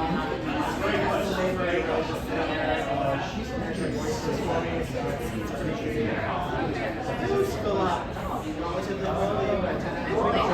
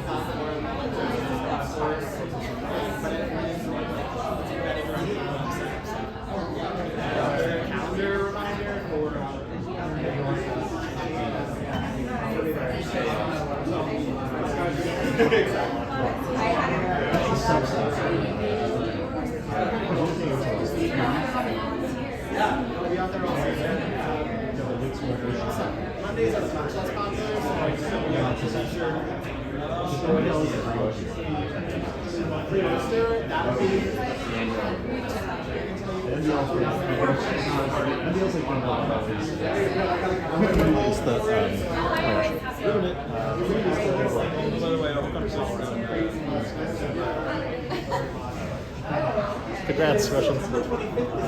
Thursday.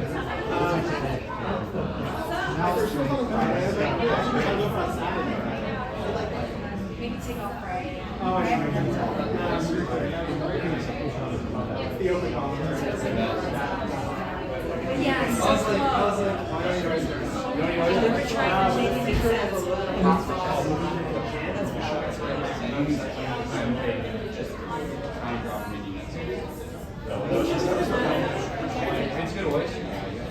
There's still one job. I think last year we had about 25 partners that like said drive or fashion for the party, but like afterwards.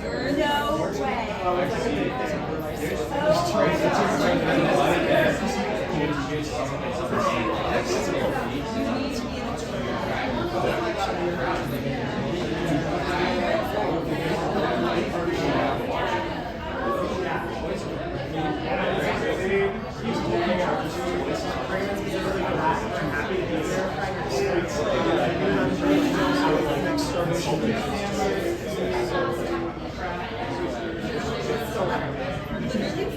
I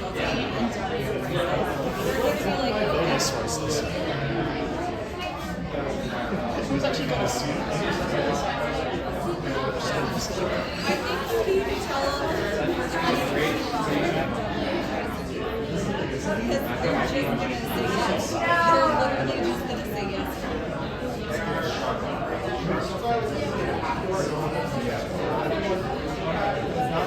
Literally just tell them the price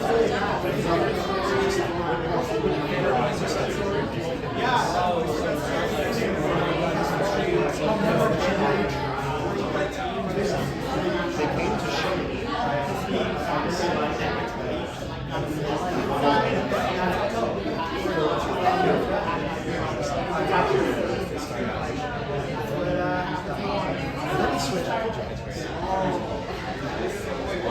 It's really bad. Water is beautiful, but you gotta love. There's nothing as terrifying as the space for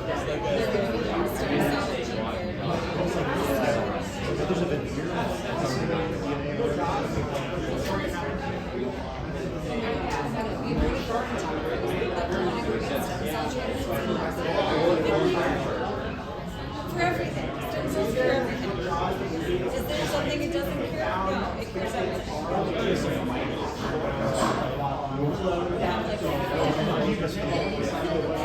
Correct, yes. The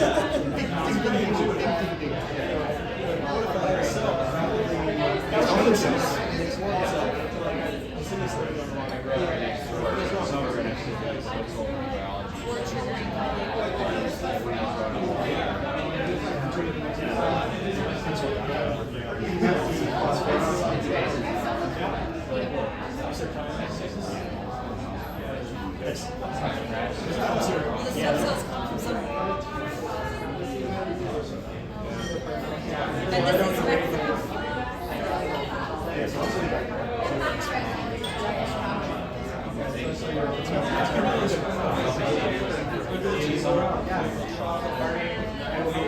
I'll be there.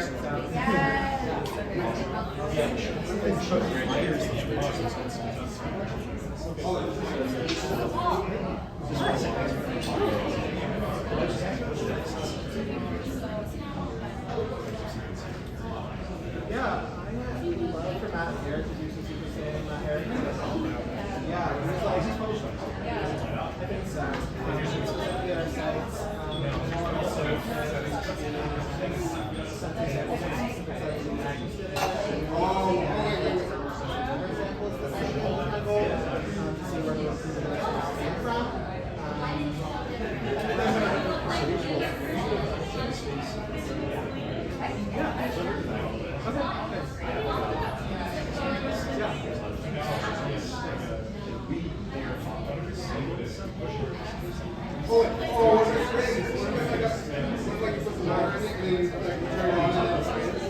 Oh, I am like pulled out.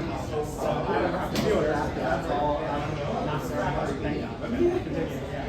These are my friends. But there's a button to turn on. Yeah, just that there's a button. It looks like you can.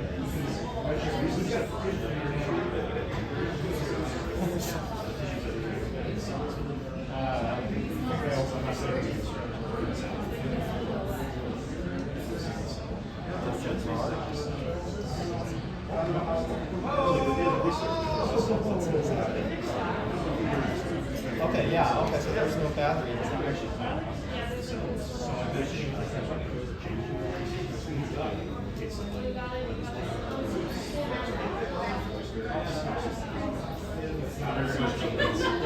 not actually very generic.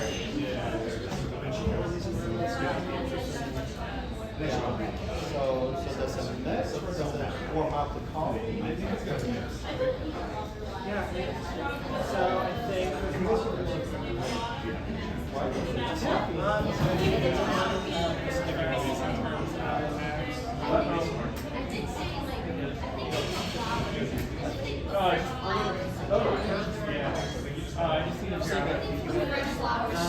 terms of actual yeah, we know where in terms of academy is Hold it and then pull out. Do you want to help? No, I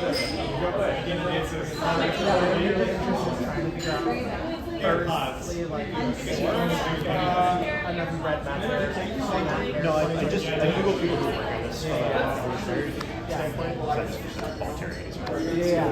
Yeah, no. I don't know. Sorry. No. 11 o'clock.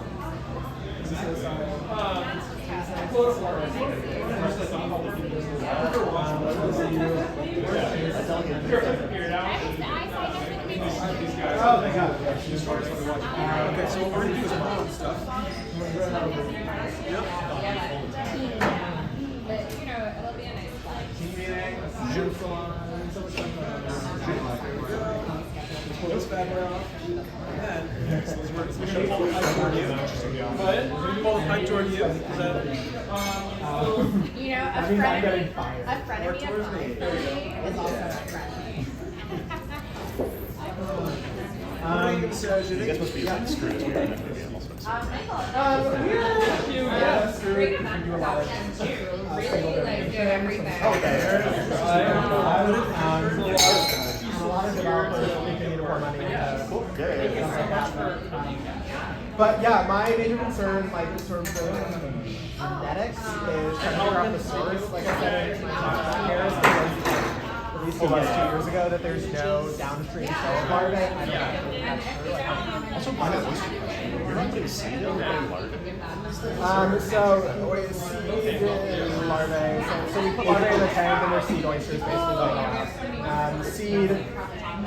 I grew up working at oyster farm. Okay. We bought seed, like half the seed. No, so we buy larvae are like horrible. They can't do anything. It's really bad. So we buy larvae and show them like basically seed directly in the tank onto the structures that we use now. We're looking at some direct seeding methods in some locations, like the terminal where there's not a lot of flow and really small pieces. But primarily we're putting the larvae directly in the tank, waiting until they're about seed size with all this back, and then outplanting at that size. So they're generally, I have to see it, but I would say like 5 to 15 actually. Not super big. So we're doing it in the summer. We will start setting in. So for the root balls, we start setting probably in about June. We give them a few weeks, and then we put them out before they're even like like they're very, very small and probably 5 females in the OS program. They probably don't go out until they're about, I would say, somewhere between 10 and 30. They'll usually sit for about a year under our eco-dock. And then we'll call them because they're yeah, I think that's a great talk. Yeah, thank you. Because first year mortality is like 80%, right? Yeah. From larvae to the size. It's like marine invertebrates, they're super high. And so we will wait for the oysters that go into these community engagement structures. After a year, we'll call them. So we're only putting in shells with oysters on them. All the empty shells we'll take out. We might dump, we might reuse. And so those are technically bigger by the time they go out. Yeah, but if you are interested, yes, we're using card. We are always interested in looking at more things. If something comes up and someone wants to do sequencing, I'd be happy to help. Yeah. And potentially, because I'm talking to kids at the end of this week about like classes they might want to teach, so I can see like a collaboration-ish thing, you know, if you guys could give us a sample. Yeah. Like, even like uptown, downtown oysters, people love that kind of shit. You know what I mean? Like the uptown, downtown rats? Yeah. I love that. That's legit. That's very carbohydrate. I know. You told me that, Paul. You're very into that. Your face just lighted up. Yeah, uptown, downtown rats. It's hilarious. I love the rats. I'm a rat proponent, so me too. I get it. Sorry. I think that our choices either rats or cockroaches, and I would go with absolutely. So like cockroaches is just exactly. Cockroach will land on you and we'll make you feel bad about it. So I'm like. Have you seen Biggest Little Farm? It's a gem of a documentary about a like Santa Monica couple who decide to just like have their own farm that's like self-sustaining and no, they like buy farmland that's been like monocultured in California. The soil is completely they're from Santa Monica. They they go and buy this monoculture, like completely the soil is completely fucked because it's just been all of this monoculture farm for decades, and they basically create like a self-sustaining like cover crops, but like also just like every species like defending like its role like to be there, and like how the coyotes aren't pests, that they're actually like keeping the groundhogs under, like all sorts of like, it's wonderful, especially for anything. My stepdad's really into biodiversity and science, so we're very into that. That's interesting. Somebody asked you if there was a negative side to the oysters coming back. Do you get that question like ever? No, it's really unusual. It's a fair question. I love, yeah. I think especially because like if you think about why would the DCC or the regulators feel that way about us putting too many oysters in? One, just like breaking systems, continue to break it. It makes no sense. So like, I'm sure you guys are fighting an uphill battle, and it makes very little logical sense sometimes. I mean, I think the more work we do, the easier it gets. Just because they see results and Once you get to 500 million oysters, it's gonna be wild. Yeah, exactly. That's what I'm saying. A trillion after that. You guys are all like in the kind of like actuarial literal area, so like it's mostly state, right? And yeah, we work in, I think we're working technically in 2 regions, because up at the Tappan Zee is a separate region, I believe, than like the New York City, Long Island area. And of course, in the region, there are different regulations for like shellfishing, and that I think ties directly into like the amount of oysters that we put in the water. There's a whole sorts of things. But it's a regulatory battle that I don't have to fight because I inherited a permit that works really well. No, it's been great. So are you full time with, may I say, Bob? Yeah, I love that. It's Bob. Yeah, it's so cool. I am full time as I finish my degree, and I'll be, but yeah, no, definitely. I think. Well, just send an email. Just mention genomics, genetics, if something comes up, and maybe I'm playing Gen Space Friday. Because last time basically I just bought like anemones from like Carolina Scientific, and people like sequence. But if we had something like local, and I'll give you guys a little bit of data, and even like a flip map pilot. I mean, if you want to, I'd be happy to sequence. We could probably get you some fresher aquaculture oysters, or see some recruits to see what that looks like. But Okay. That'd be great. Sweet. It would really be like 1 or 2 oysters. So That's easy. I have an allowance in our permit for up to 500 a year. Oh, we can probably be free for you guys. Oh, yeah. Oh, that's great. These, it's like Brooklyn tech-ish people who like want to learn how to sequence and things. So. Yeah, you can actually. You are a Brooklyn tech. And you're a Brooklyn tech. Yeah. I'll sequence some shit. You actually enjoy that. You teach me how to do coding. Thanks again, Zeke. Really nice to meet you. Nice to meet you as well. So nice meeting you. Nice to meet you. Lovely to meet you. Thank you all for coming. It's been great.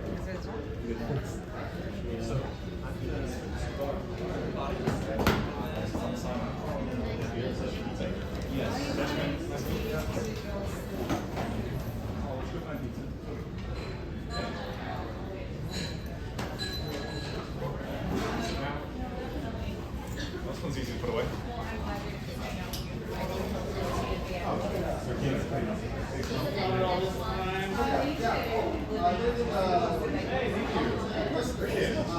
You guys have fun separate like It would be